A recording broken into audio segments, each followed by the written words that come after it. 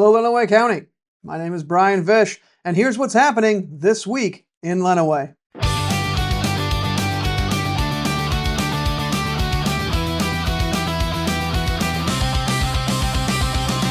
Accurate, dependable, and late-breaking. This is local and state news on WLEN, Lenawee's local news station. Lenawee County government offices will be closed Monday, May 25th in observance of Memorial Day. The national holiday honors the men and women who gave their lives in military service to the United States. County offices will reopen with regular business hours on Tuesday, May 26th. Officials are encouraging residents to plan ahead for any in-person county services during the closure. Emergent services, including law enforcement and other critical response operations, will continue without interruption throughout the holiday to ensure public safety and community support across Lenawee County. WLEN and Lenawee Multimedia Network have been named Station of the Year by the Michigan Association of Broadcasters after earning multiple awards across news, sports, feature programming, and digital content. Larry Hall and Dale Gartner earned honors for their morning show work, while I received multiple awards for continuing coverage, feature stories, and documentary reporting. Ian Went was recognized for breaking news, investigative reporting, and sports coverage. Joe Johns earned awards tied to feature programming, station promos, and specialty broadcasts, while Kathy Williams was honored for the Inside ProMedica podcast series.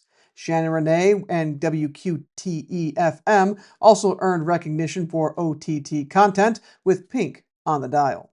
Additional awards highlighted the work of Laura Rutkowski, Mark Heyer, Sean Whitmer, Julie Kane, Sasha Wilkerson, and John Kane.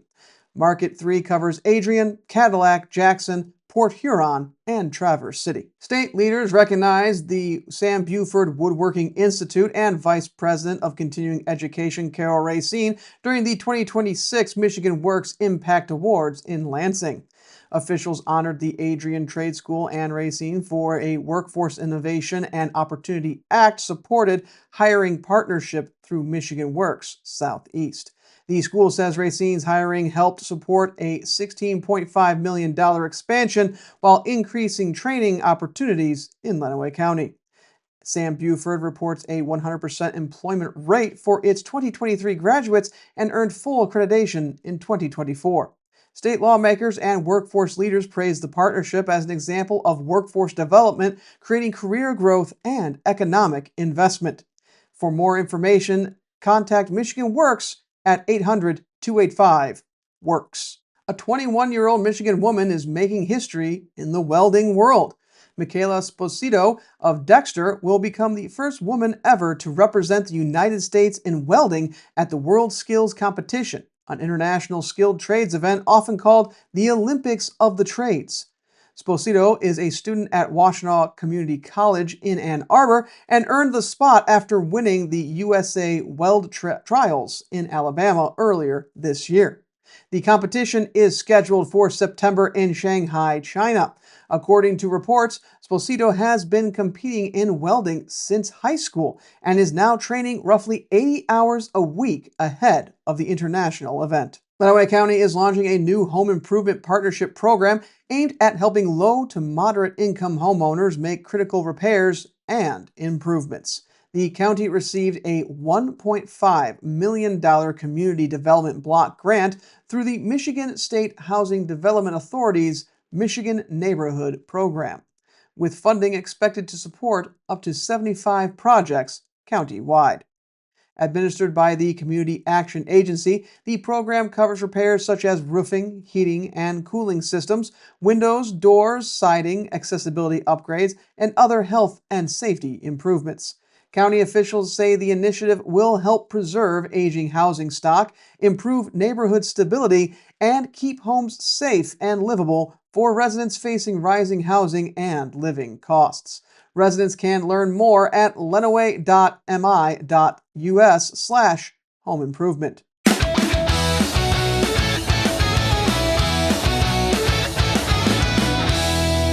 Standing outside the Lenawee County Sheriff's Office, county leaders today are officially dedicating this building in honor of former Sheriff Richard L. Germond.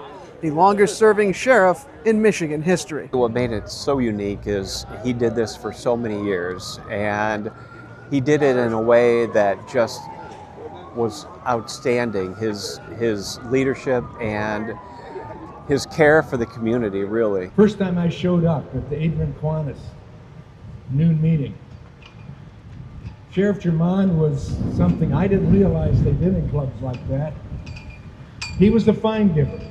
Did a great job with a lot of humor. I enjoyed it. Till he said, oh, we have State Representative Tim Walberg here. Fine, you're fine. And I made the mistake of saying, Sheriff, why? Why would you find me? For being a politician. Why wouldn't I find you? I just want to say what an honor it is to be able to speak here today to represent our legend, our hero, Sheriff Richard Germond. He was known so well across the state. We couldn't go anywhere, and of course, well, he later promoted me twice. I ended up in the road patrol and then a road patrol corporal. So I went all around the state to trainings, and everywhere I would go, as soon we'd always introduce ourselves and say where we're from. Oh, Sheriff Germond. Everybody, always. He was so popular.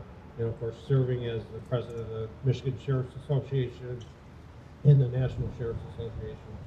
The guy was very popular.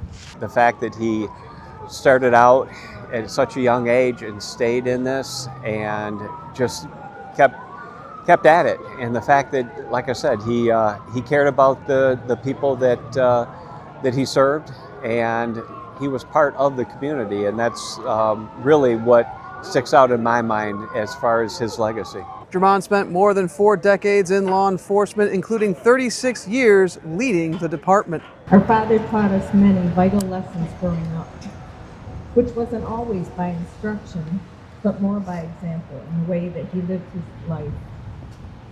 He was a humble man, even though he was larger than life in the eyes of many who knew him and worked with him throughout his tenure in law enforcement and service to his community. Dad was not one to toot his own horn. Instead, he continued to focus on contributing in whatever way he could to his profession, his community, and especially his family. The biggest influence that I saw, and that many others did too, is how much he really enjoyed doing the job, and for him it was more of a calling. For a lot of us it's more of a calling, but you know, he made sure that he kept community in his mind number one, and he was always available, and he was always doing something for the community, whether it was as sheriff, and then afterwards he just kept involved through Kiwanis, like I mentioned. I could always find him at Kiwanis, and then later on it was just he worked on the election stuff as well. So you could always find him in the community and doing things for the community, and that's really what I believe his legacy was. Officials credit him with establishing Lenawee County's modern 911 system and shaping public safety operations still used today. Runners and walkers gathered in downtown Adrian Sunday morning for the Greg Adams eRace Stigma 5K, an annual event focused on raising awareness for mental health and substance abuse recovery.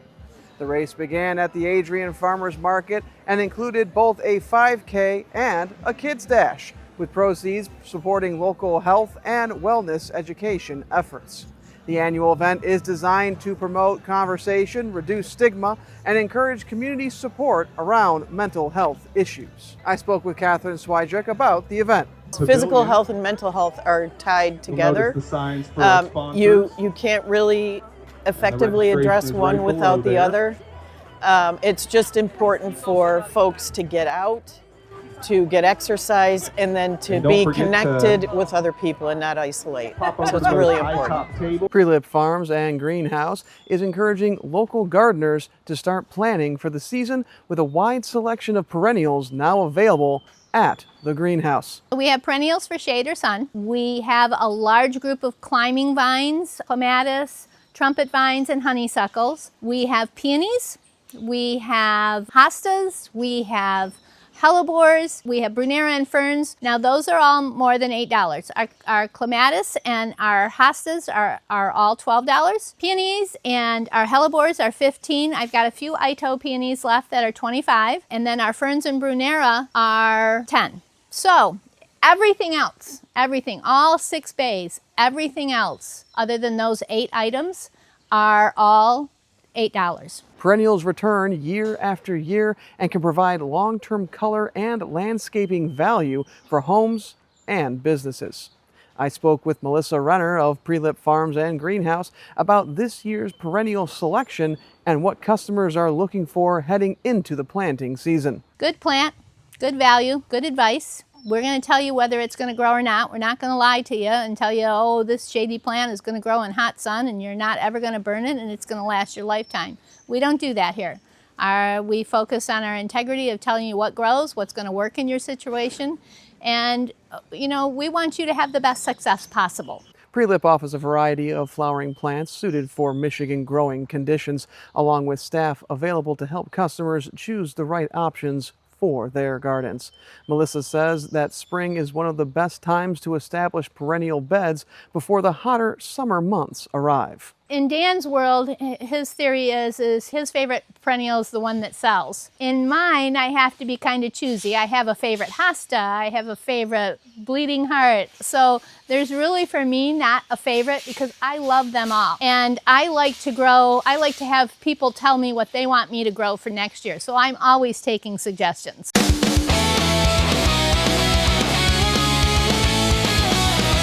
Brandon Brown, the founder of Goobers Party Animals, says his planned Goobers House of Scales facility here in Adrian is designed to be more than a reptile exhibit. I love being able to share something that I love with everybody else. These animals have personality. A lot of people look at a ugly bearded dragon and they're like, oh, that thing ain't got no personality, or that snake sits all day. And I can take these animals and I can take them into a school, or I can take them to a birthday party, or I can take them to the Lenawee County Fair. And I'm not just gonna pull out an animal. I pull out that animal, I tell you the backstory, what the animal's name is, where it came from, how I got it, did it have a bad bringing up, and I show that animal off, and I tell these people about that animal, and then I hand you that animal. The proposed 13,000 square foot center here at 626 Oak Street would feature interactive reptile experiences, birthday parties, educational programs, and a future mural project on the former brewery building. This ain't a zoo. This isn't, you get to see them behind the glass. You get to touch and feel that animal. Snakes aren't slimy. You get to feel that animal, you get to feel the weight of it. That's what makes people care. People, especially kids, I'm a father, and I've always noticed with my kids, they don't care about anything that they can't touch or see. If you want to do something different in the world, you got to get people hooked. You got to get people touching that, and that in turn could turn that kid into an animal lover. That kid could be the next Steve Irwin. That kid could be the next person that saves the next 100 acres of rainforest. That kid could do something significant for, an endangered species somewhere. You don't know what you're doing for our future by just introducing a tortoise or a snake or a lizard to a little kid. And if I can do that, cool. That's what it's about. Brandon says the goal is to create a hands-on learning space focused on conservation and community engagement. I'll be one of the biggest in the tri-state. I will be south of Lansing into Indiana, Ohio. 13,000 square feet is a ginormous facility for reptiles. It's going to be reptiles, amphibians, and a little bit of arachnids and invertebrates and stuff. That is significant to the city for the revenue that comes into the city. I'm going to provide jobs, part-time and full-time jobs, just a handful, nothing major. I'm not hiring 60 people, but I will have some people, and I still have some people now that are starting to work for me. But you'll have those people coming from Ohio. You'll have those people coming from Indiana. You'll have people coming from all over the state to come right here in little old Adrian to see 13,000 square foot of reptiles. because there's nothing else like that in the tri-state area. I think that's really significant for the city of Adrian. There's a lot of people hurting around here, and I think the revenue, the education, it's going to be a center. It's an education center for kids to come. They can come hang out. You know, there's going to be all types of little stuff to do here. Brandon says the vision for Goobers House of Scales is bigger than a reptile exhibit. He's currently balancing a full-time job, side work, traveling animal shows, and construction on the future Adrian facility while searching for sponsors and investors to help finish the project.